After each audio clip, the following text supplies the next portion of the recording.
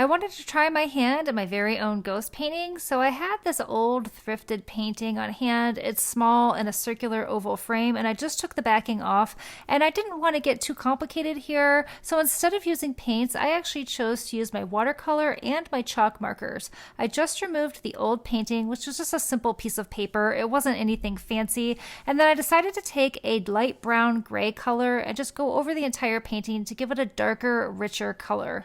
I didn't really like the light color, so I went just a little bit darker with it, and I just kind of played around. I know that you can get really fancy with this and incorporate features that are already present, like adding hats to the figures or brooms, but I'm not that artistic, so I just filled everything in quickly. It just took a couple of minutes to dry. I didn't have to worry about any messy paints, and this worked really well for me. You can see that the light brown color just kind of gave an overall haze to the entire photo and made it just a little bit more moody while still allowing you to see the details.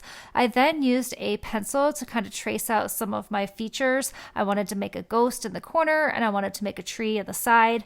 Then I took these chalk markers because I wanted to make some really light colors and some really dark colors. The markers weren't going to do it, so these chalk markers actually do the trick. I wanted to outline my ghosts with the white, and then I just made a ruffled edge at the bottom and added a little bit of seam detail here with a light gray marker. I filled everything in, and the chalk markers do take a couple more minutes to dry, but within 2 minutes it was completely dry and I was able to move on to the next phase. After I had my ghosts, it was really starting to come together, and I decided to try a hat on the witch, but I didn't really like how that worked out, so I went ahead and just added eyes to my ghost, and then I filled everything in even darker. I was going to start from scratch by adding a little moon to add some texture. Before the chalk dried, I just took a little paper towel and dabbed it.